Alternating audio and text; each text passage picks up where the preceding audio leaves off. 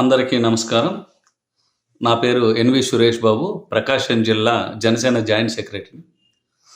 నిన్న ప్రెస్ మీట్లో పోతుల మహేష్ గారు మాట్లాడుతూ శ్రీ పవన్ కళ్యాణ్ గారు స్వార్థపరుడు, హృదయం లేనివాడు అని మాట్లాడడం చాలా దారుణం.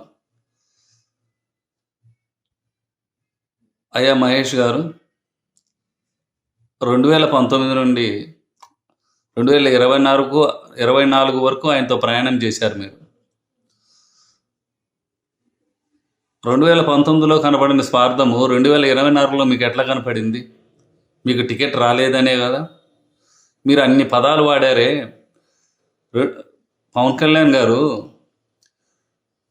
కౌలు రైతులకు సహాయం చేయలేదా? ఇప్పటిం గ్రామంలో ఇబ్బందుల్లో ఉంటే వారికి అండగా నిలబడి సహాయం చేయలేదా? ఉద్దాన కిడ్నీ బాధితులకు సహాయం చేయలేదా? సుగాలి ప్రీతి తల్లికి అండగా నిలబడలేదా? కౌలు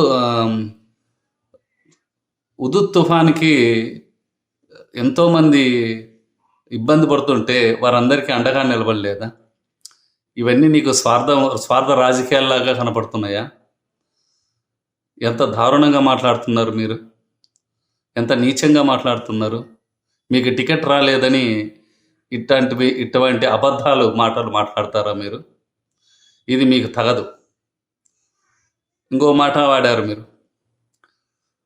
జనసేన పార్టీలో వచ్చిన తర్వాత మీ కుటుంబం ఇబ్బందుల పాలవుతుందని, కన్నీటి పర్వం అవుతుందని మీరు అంటున్నారు. ఏమి ఇబ్బందులు పడ్డారు మీరు? 2019 ఎలక్షన్కు ముందు మీరు వార్డు మెంబర్కి కూడా మీరు వార్డు మెంబర్లో కూడా మీకు గెలవలేని, వార్డు మెంబర్కి కూడా మీరు నిలబడలేని స్థితి. అలాంటిది మీకు ఎమ్మెల్యే టికెట్ ఇచ్చి జనసేన పార్టీ నేను నిలబెట్టింది. మీకు వచ్చిన ఓట్లు కూడా జనసేన పార్టీ పవన్ కళ్యాణ్ గారిని చూసి వచ్చినవే. ఆ రోజు 2019లో మీ ఆర్థిక పరిస్థితులు, 2024 మీ ఆర్థిక పరిస్థితులు మీరే బేరే చేసుకోండి, మేము చెప్పనవసరం లేదు. మీకు ఏమి ఇబ్బంది కలిగింది? అసలు ఇబ్బంది కలిగింది పవన్ కళ్యాణ్ గారికి. మీలాంటి వాళ్ళందరినీ పార్టీలో చేర్చుకొని మీలాంటి వాళ్ళ చేత మాటలు పడుతున్న చూడు, అది ఇబ్బంది. మా పవన్ కళ్యాణ్ గారికి ఇబ్బంది కలిగింది. తన సొంత డబ్బులతో పార్టీ నిర్మాణం చేసుకుంటుండ్రు. అడ్డమైన వాళ్ళందరి చేత మాటలు పడుతున్నాడు. అది ఆయన మాటలు పడుతూ ఆయన కుటుంబం కన్నీళ్ళు గారుస్తుంది. పార్టీ పెట్టింది ప్రజల కోసం ఇవన్నీ భరిస్తున్నాడు. ప్రజలు బాగుండాలని వీటన్ని మీలాంటి వాళ్ళందరినీ కానీ, మీరు మీ వెనక నుండి ఆడిస్తున్న వాళ్ళందరినీ కానీ, వీళ్ళందరి మాటలు భరించింది ప్రజల కోసం. ప్రజలందరూ అభివృద్ధి చెందాలి, ప్రజలు గెలవాలనే ఉద్దేశంతోనే పవన్ కళ్యాణ్ గారు ఓర్చుకున్నారు. జనసేన పార్టీని రాబోయే కాలంలో ఈ దుర్మార్గమైన వైసీపీ పాలన అంతమొందించాలని తనంతగా తాను తగ్గించుకున్నాడు. అది మీరు అర్థం చేసుకోవాలి. అర్థం చేసుకోకుండా ఇష్టం వచ్చినట్టు మాట్లాడడం తగదు.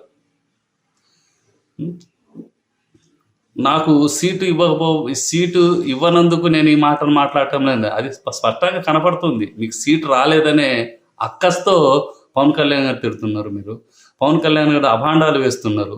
జనసేన పార్టీ మీద అభాండాలు వేస్తున్నారు. నాదెళ్ల మనోహర్ గారి మీద అభాండాలు వేస్తున్నారు. మీకు అవన్నీ అవాస్తవం కాదని మీకు తెలుసు, మీ మనస్సాక్షికి తెలుసు. మీరు జనసేన పార్టీ మిమ్మల్ని ఎంతో ఉన్నత స్థానంలో ఉంచింది.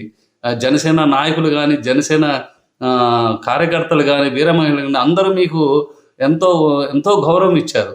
ఆ గౌరవాన్ని మీరు కాపాడుకోలేక ఈరోజు వైసీపీ పార్టీలోకి పోయి జనసేన పార్టీని మీ ఇష్టం వచ్చినట్టు మాట్లాడుతున్నారు. ఇప్పటికైనా మీరు ఇంకా ఏవో ప్రెస్ మీట్లు పెడతామంటున్నారు. కానివ్వండి, వాటన్నిటికీ మేము సిద్ధమే. మీరు ఏం ప్రెస్ మీట్ పెడతారో, ఏం మాట్లాడతారో వాటికి సమాధానం చెప్పే శక్తి మా జనసేనకు ఉంది, మా జనసేన నాయకులకు ఉంది. రాబోయే కాలంలో చూసుకుందాము. జనసేన పార్టీ భవిష్యత్తు ఉండదంటున్నారు. రాబోయే కాలంలో జనసేన పార్టీ భవిష్యత్తు, రాబోయే 2024 ఎలక్షన్లు అయిపోయిన తర్వాత జనసేన పార్టీ కీలకంగా మారుతుంది. మీరు వైసీపీ పార్టీలకు ఎట్టా వెళ్తారు కాబట్టి మీరు అడ్రస్ లేకుండా పోతారని ఈ సందర్భంగా మీకు తెలియజేస్తూ, కానీ రాబోయే కాలంలో మీరు ఏం మాట్లాడతారో అన్నీ చూద్దాం. జై జనసేన.